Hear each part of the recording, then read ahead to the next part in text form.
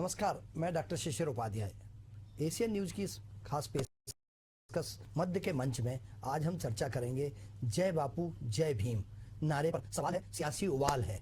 दरअसल मध्य प्रदेश कांग्रेस ने जय बापू जय भीम जय संविधान अभियान को लेकर राज्य स्तरीय बैठक की। बैठक में पार्टी की आगामी रणनीतियों और कार्यक्रमों को लेकर नई गाइडलाइंस भी जारी की गई। बता दें कि बैठक स्थल पर महात्मा गांधी और डॉक्टर भीमराव अंबेडकर के चित्र खास तौर से लगाए गए थे।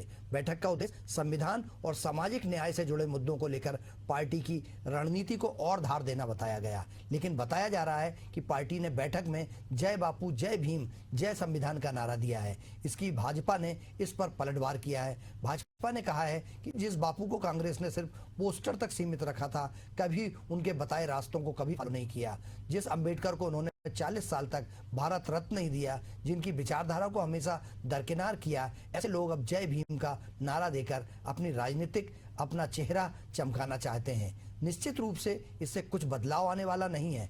दरअसल कुछ सवाल जो सामने आते हैं वो है कि क्या जय बापू जय भीम जय संविधान सिर्फ नारा है या सामाजिक न्याय की नई राजनीति की दिशा। वहीं सवाल तो यह भी है कि क्या जय बापू जय भीम जैसे नारों का उपयोग अब राजनीतिक ब्रांडिंग बनता जा रहा है। इस विषय पर आगे बढ़े उसके पहले आइए सुनते हैं कि माननीयों ने इस मुद्दे पर क्या कहा है। आज जो प्रदेश कांग्रेस कार्यालय में कांग्रेस की कार्यकारिणी की और वर्किंग कमेटी की जो बैठक हो रही है, उस बैठक के माध्यम से हम एक नए अभियान की ओर बढ़ रहे हैं जिसे संविधान बचाओ अभियान का नाम दिया गया है। 40 दिन चलने वाले इस कार्यक्रम की शुरुआत जो है वो 30 तारीख से होगी और इस पूरे आयोजन में केंद्र में जो है लोकतांत्रिक संस्थाओं पर जिस तरह से भारतीय जनता पार्टी की सरकार ने कब्जा किया है और उन्हें मनमाने ढंग से विपक्ष के खिलाफ, आम जनता के खिलाफ एक हथियार की तरह इस्तेमाल करने के खिलाफ ये अभियान है। और संविधान को बचाने की लड़ाई में कांग्रेस पार्टी जिला स्तर पर पदयात्राएं करेंगी, पूरे प्रदेश में पदयात्राएं करेगी, विधानसभा में पदयात्राएं करेंगी। देखिए, कांग्रेस कुछ भी कर ले, कुछ बदलाव होने वाला नहीं है। भ्रष्ट चेहरों को बदल कर फिर भ्रष्ट चेहरे लाए जाएंगे नए। और दूसरा ये भी उनको बताना चाहिए कि गांधी के नेतृत्व में होगा या किसी और के नेतृत्व में होगा, अभी तो उनको भी ये पता नहीं होगा। सबसे महत्वपूर्ण बात यह है कि जिस बापू को उन्होंने सिर्फ पोस्टर तक सीमित रखा, उनकी विचारधारा को कभी फॉलो नहीं किया, सिर्फ गांधी जी के नाम पर गांधीवाद परिवारवाद फैलाया, ऐसे उनको श्रद्धा सुमन अर्पित करने का इनको कोई जो है हक भी नहीं है। इनको तो माफी मांगना चाहिए।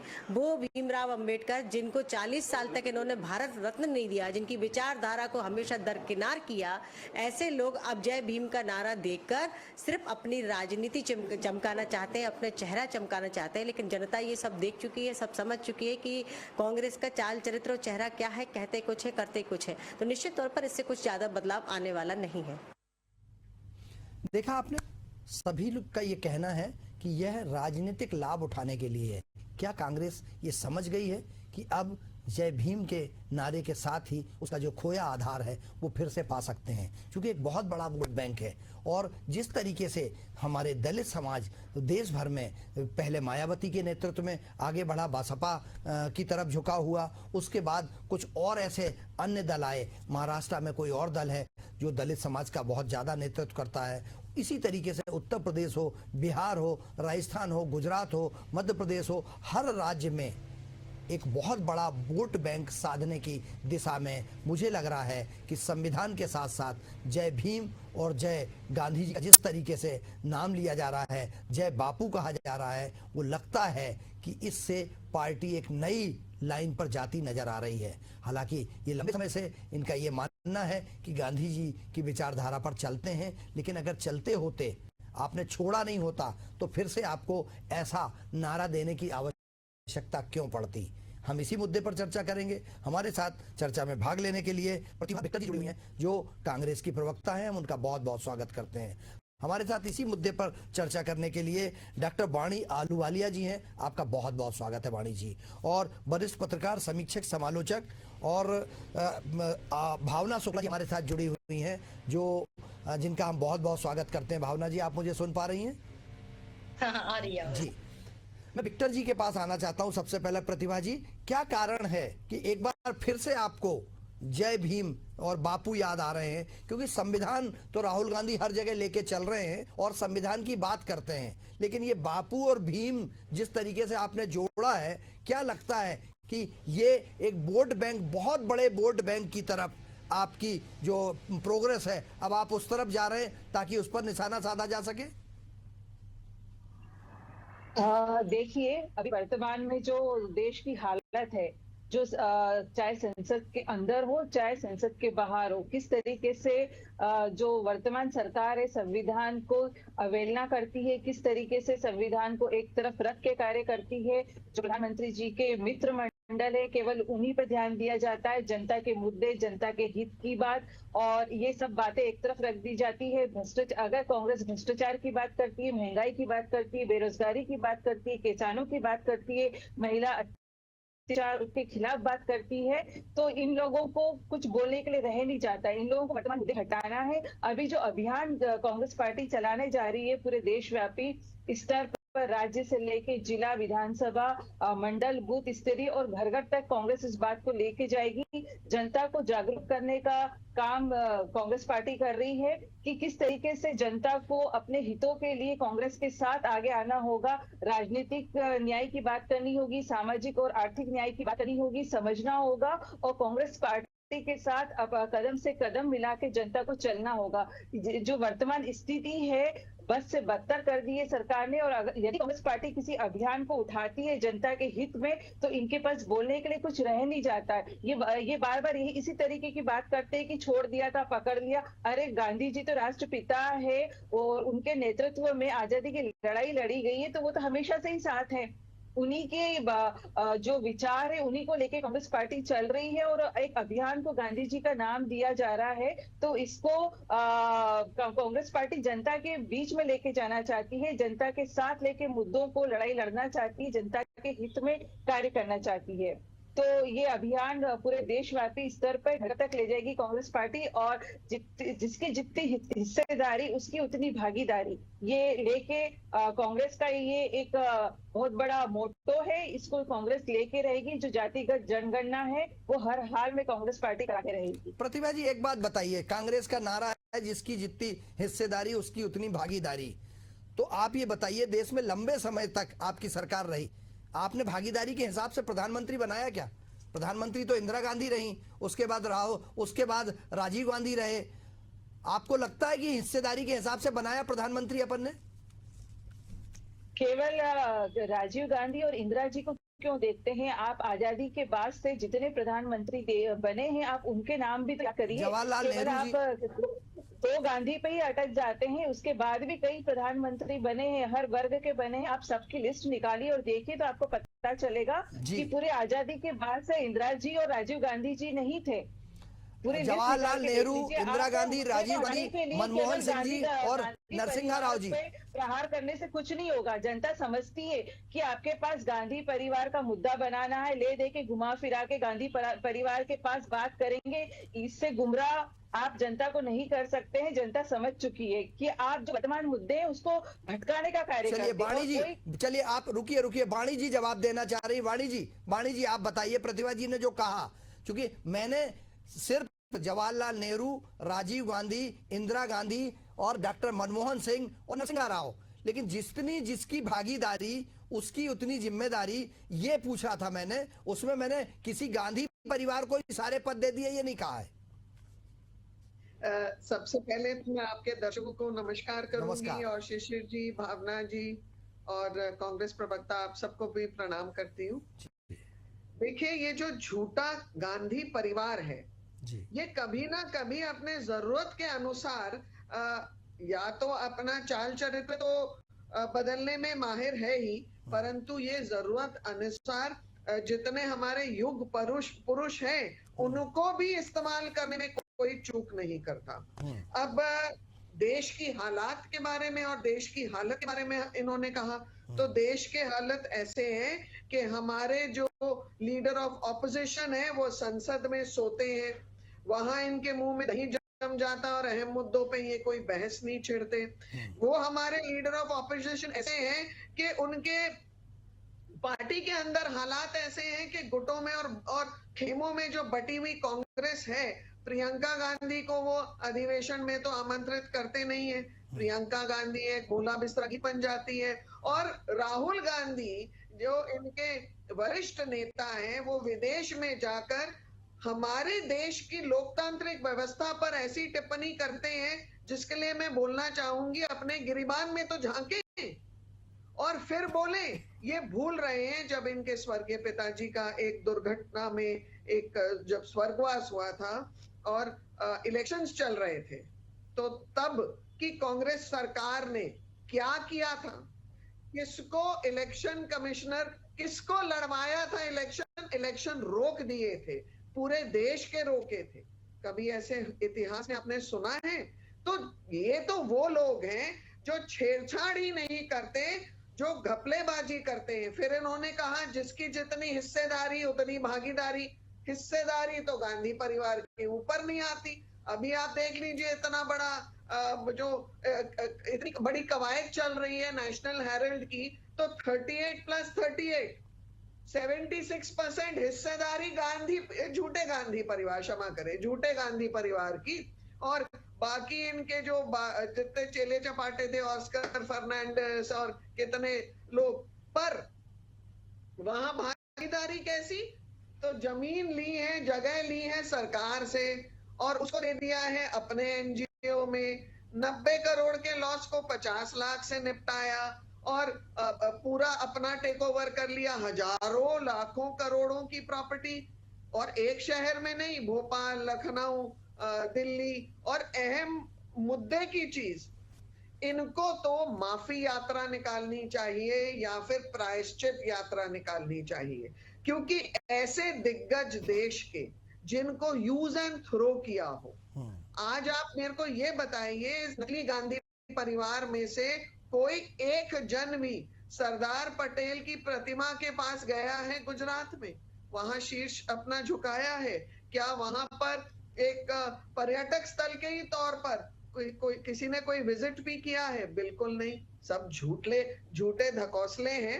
इनको किसी के ऊपर गर्व नहीं, इनको अपनी संस्कृति का पहचान नहीं, इनको अपने देश से कोई मतलब नहीं। और वाणी जी मैं आपके पास आऊंगा, वाणी जी मैं आपके पास आऊंगा।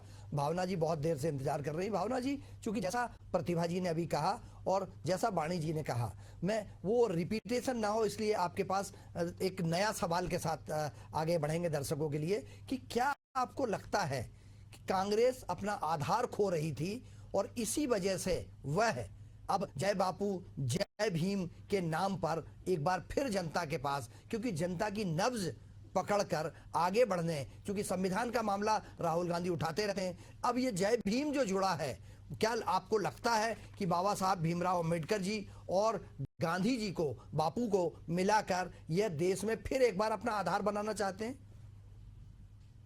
देखिए, अभी कुल मिला के जब भी ये राजनीतिक उठापटक होती है तो पार्टियां इस तरह के नैरेटिव्स चेंज करती रहती है और वो मैसेज जनता के बीच में देना चाहती है।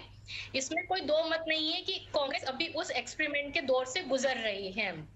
कांग्रेस ने युवा नेताओं को यहाँ पे नेतृत्व दिया है मध्य प्रदेश में, जो काफी सालों बाद या काफी समय से दरकार थी।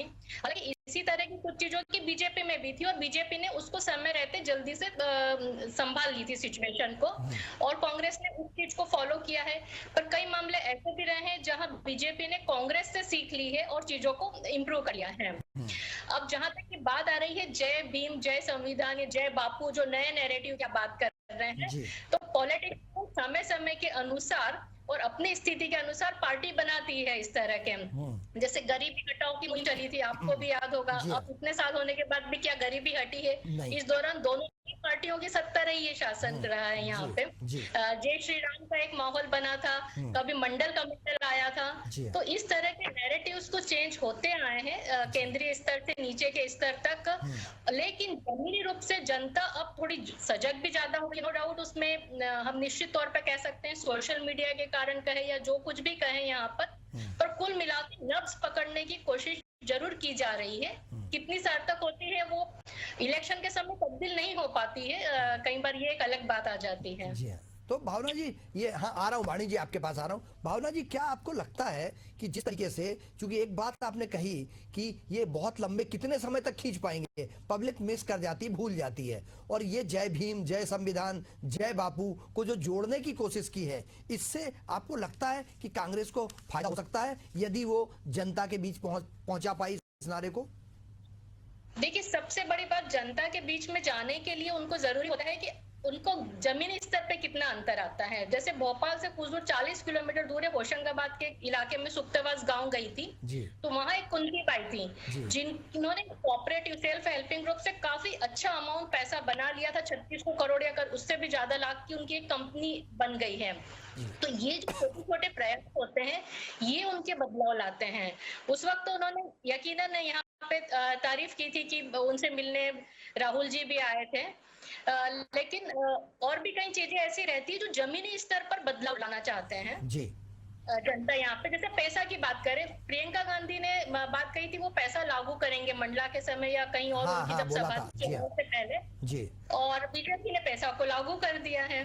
तो ये स्लोगन की बात हुई है, एजेंडे की बात हुई है, या फिर जो पार्टी अपना रखती है यहाँ पर उसकी बात है। पर जमीनी रूप से चीजें कारगर तभी होती है जब वाकई लोगों के जीवन में अंतर आता है, या पार्टी में ग्रास रूट लेवल पे पकड़ कितनी है, वो बहुत बड़ा रोल प्ले करती है। बिल्कुल भावना जी, आप बने रहिए हमारे साथ। वाणी जी कुछ कह रही थी, मैं प्रतिभा जी के पास जाऊं उसके पहले वाणी जी आप कुछ कहना चाह रहे थे, बताइए। देखिए, कांग्रेस का जो अब बीमारी का स्तर है, वो मैं आपको एक चीज बता दूं कि जो हमारा शरीर का हार्ट होता है वो केंद्र होता है, हमारे पंप होता है ऊर्जा का। तो अब कांग्रेस की ना जो जड़ों तक ये बीमारी हो गई है परिवारवाद की और एक स्वार्थ की, इससे मिस्ड बीट्स हो रहे हैं। तो ये कनेक्शन नहीं कर पा रहा है जनता से, और जनता की जो के साथ जो इसका मुझे लगता है बहुत लंबे समय से संबंध टूट गया है, उसके ऊपर राहुल गांधी ने अधिवेशन में भी टिप्पणी की थी। तो कहीं ना कहीं राहुल गांधी खुद स्वीकारते हैं कि ये लोग दोषी हैं, और जय भीम का नारा ले रहे हैं। वो जो भी करने की कोशिश कर ले, मुझे लगता है रियलिटी चेक ये होगा कि कांग्रेस ने ऐसी कोई कसर नहीं छोड़ी। हमारे जो संविधान के निर्माता थे भीमराव अंबेडकर जी, उनको अपमानित करने के लिए नेहरू जी के विशेष रूप से कुछ ऐसे स्वार्थ था या कुछ ऐसा व्यक्तिगत, मुझे लगता है कि हेट्रेड थी, उसको जो भी आप शब्द दे दें। जब अंबेडकर जी की मृत्यु भी हुई थी, आपको ध्यान होगा दिल्ली में उनका अंतिम संस्कार नहीं करने दिया। बॉम्बे जब बॉडी लेके गई थी तो बिल उनकी पत्नी को पकड़ाया था उस हवाई जहां से जो लगा था ट्रांसपोर्ट करने के लिए। तो इन्होंने ऐसी कोई कसर नहीं छोड़ी है। ये परिवार में एक बहुत बड़ी विशेषता है, अपने से ऊपर और किसी को नहीं जाने दे सकते, और ये किसी को मानते नहीं है कि वो इस पूरे परिवार से बेहतर हो सकते हैं। उदाहरण आपके सामने है इनका। एक तो सोनिया स्कूल ऑफ इकोनॉमिक्स में बोलती हूँ तो नेशनल हेरल्ड का जो घोटाला है, और राहुल गांधी बाकी कसरत पूरी कर लेते हैं क्योंकि इनका जो देश के विरोध मंथन है और देश के प्रति घृणा है वो इनके वक्तव्य से स्पष्ट होती है। प्रतिभा जी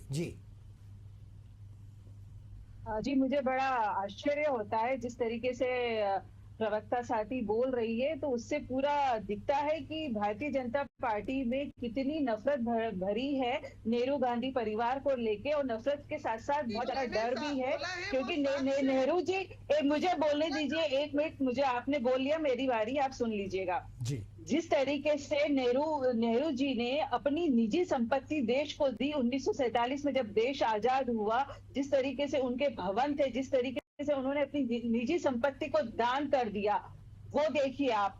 11 साल जेल में रहे आजादी की लड़ाई लड़ते समय। इंदिरा गांधी ने अपनी छाती पर गोलियों से छन्नी करवा दिया, और जो राजीव जी का आप बोल रही है दुर्घटना नहीं, वो एक सोची समझी साजिश थी और हत्या की गई, तो क्या ये उनका देश प्रेम नहीं है कि जो अपनी जान गंवा रहे हैं, जो अपनी निजी संपत्ति दे रहे हैं? और आप नेशनल हेराल्ड की बात कर रही है। नेशनल हेराल्ड एक आजादी का प्रतीक है, एक आजादी की लड़ाई की एक आवाज थी और एक नॉन प्रॉफिट ऑर्गेनाइजेशन है। जिस तरीके से आप इस पूरे देश को गुमराह कर रहे हैं नेशनल हेराल्ड के मामले में, जनता बहुत अच्छे से जानती है। आप तर्क वितर्क कुछ भी कर लीजिए, किसी भी तरीके से आप नेहरू जी को बदनाम कर लीजिए, उनकी बराबरी कोई भी भारतीय जनता पार्टी का कोई भी व्यक्ति नेता नहीं कर सकता है। जिस तरीके से उन्होंने आजादी की लड़ाई लड़ी, जेलों में रहे, अपनी निजी दौलत उन्होंने दे दी, आप कहाँ लालच दिखा रहे? जो इंसान खुद अपनी निजी संपत्ति देश के लिए दान कर रहा है, वो छोटे मोटे भ्रष्टाचार करेगा? आप अपने आप को देखिए, मोदी जी किस तरीके से अपने मित्रों को सरकारी जितने भी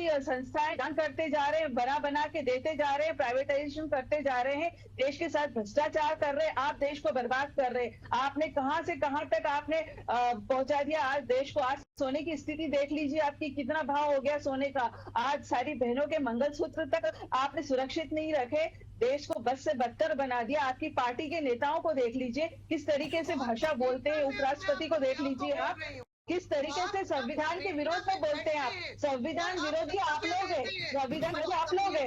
आप जनता को भटकाने का काम कर रहे हैं। आप आपसे गुमराह कम से कम आपके बोलने से कुछ नहीं होगा, होना चाहिए। कुछ नहीं। तथ्यों पे कैसे बात की जाती है? सोना आपने चोरी पे गिरवी रखा था आपके कांग्रेस के कार्यकाल में।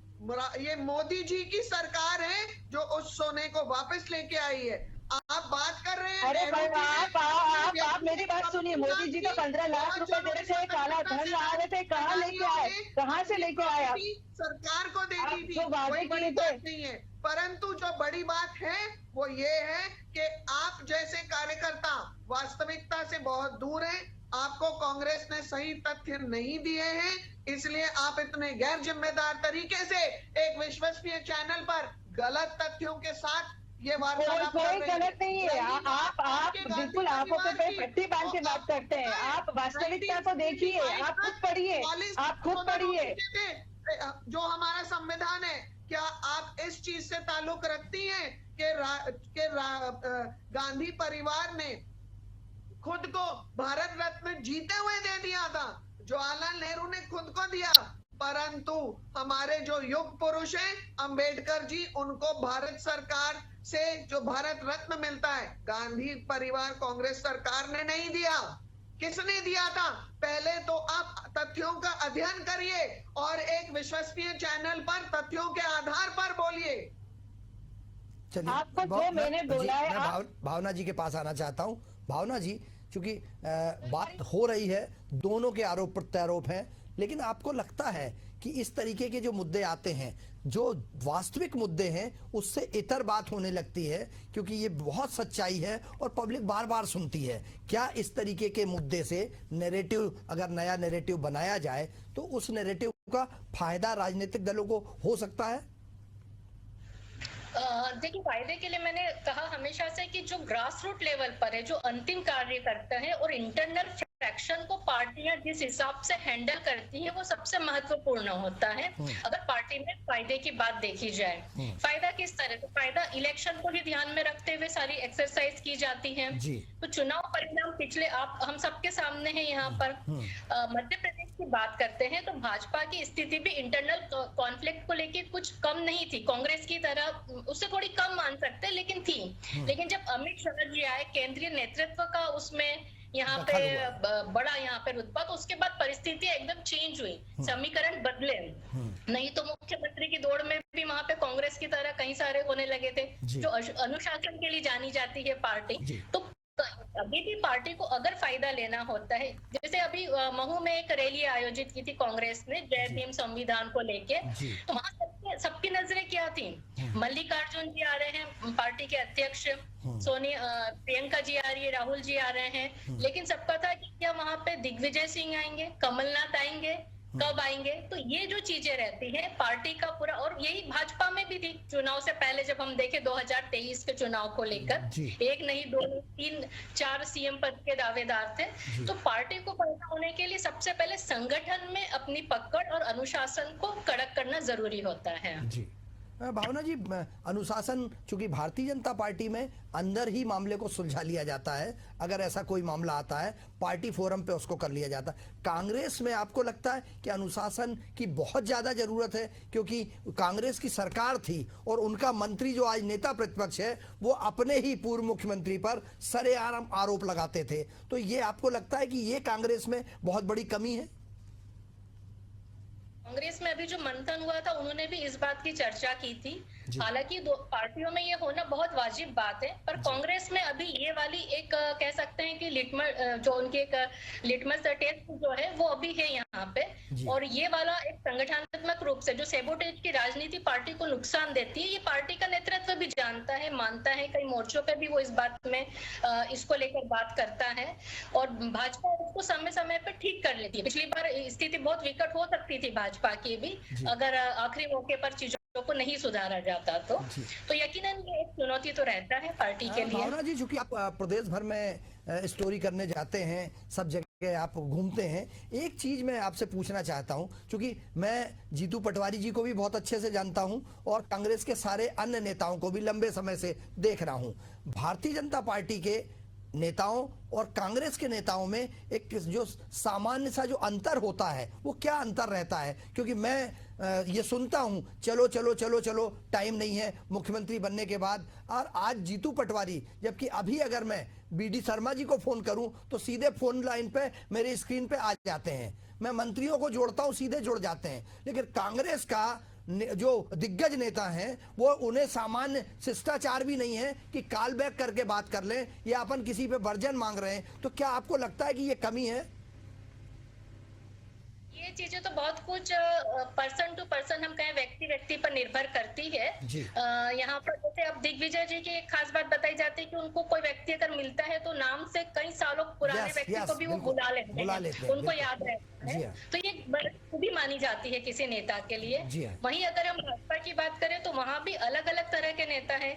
कुछ में तो ये है कि बहुत अच्छे से आपको रिस्पांस मिल जाएगा, और कहीं पर वही एरोगेंसी नजर भी आती है जो डिस्कनेक्ट करती है, जिसका उनको अंजाम भी भुगतना पड़ता है, क्योंकि परिणाम तो मिल ही जाते हैं। तो ये मैं कहूंगी कि वो व्यक्ति के ऊपर निर्भर करता है कई चीजें, लेकिन हाँ, एक ये थोड़ा सा फर्क जरूर पड़ जाता है कि जो एक्सेस करने का जो तरीका है, आपको याद होगा जब कमलनाथ जी सीएम बने थे तो 5वें फ्लोर पे मीडिया के लिए जाने के लिए भी प्रतिबंध लगा दिया था। जब अंदर से कॉल आएगा तब बुलाया जाएगा, लेकिन बाद में उसको रेक्टिफाई कर दिया गया था, सुधार भी हो गया था। मैंने खुद राहुल जी को ट्वीट किया था इस बात को लेकर भी।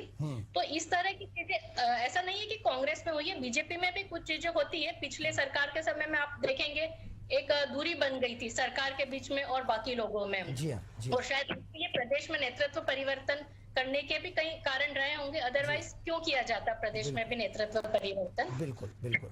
प्रतिभा जी, चूंकि सबकी अपनी कोशिश होती है, नारे सिर्फ दे देने से, नारा एक नया नैरेटिव सेट कर देने से परिवर्तन की संभावना कम है, बशर्ते कि अपना आचरण बदलना होगा, अपना व्यवहार बदलना होगा, कार्यकर्ताओं के बीच जाना होगा और कार्यकर्ताओं के बीच अपनी स्वीकार्यता बनाने के लिए, बढ़ाने के लिए और मेहनत की जरूरत होगी। हम आज इस मुद्दे पर चर्चा कर रहे थे, हमारे साथ भावना शुक्ला जी जुड़ी, आपका बहुत बहुत धन्यवाद। हमारे साथ बीजेपी की प्रवक्ता डॉक्टर वाणी आहलूवालिया जी जुड़ी, आपका बहुत बहुत धन्यवाद। हमारे साथ कांग्रेस से प्रतिभा विक्टर जी जुड़ी, आपका बहुत बहुत धन्यवाद। खबरों का सिलसिला जारी रहेगा, आप बने रहिए एशियन न्यूज पर। मुझे दीजिए इजाजत, नमस्कार।